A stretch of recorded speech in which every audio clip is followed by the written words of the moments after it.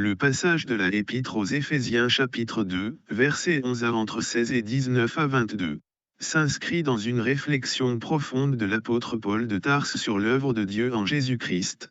Après avoir montré comment Dieu sauve par grâce, ce texte met en lumière une transformation encore plus large, celle de notre identité et de notre place dans le plan de Dieu.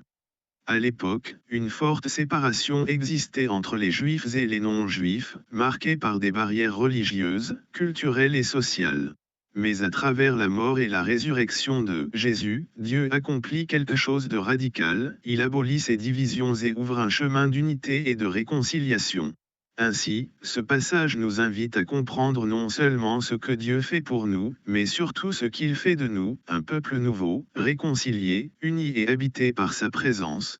C'est cette transformation que nous allons explorer ensemble. Ce passage de la Épître aux Éphésiens nous révèle avec force ce que Dieu fait de nous en Jésus-Christ.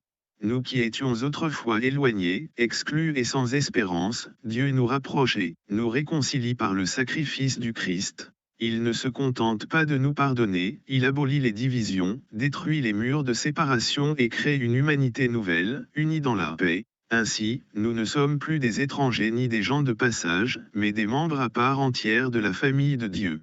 Mieux encore, nous devenons une demeure spirituelle, un temple où Dieu habite par son esprit. Cela montre que notre identité est transformée en profondeur, de séparés, nous devenons unis, d'exclus, nous devenons citoyens du royaume, d'isolés, nous devenons partie d'un édifice vivant. Ce que Dieu fait de nous dépasse donc une simple amélioration personnelle, il nous recrée, nous rassemble et nous établit comme son peuple, pour vivre ensemble en communion avec lui et les uns avec les autres.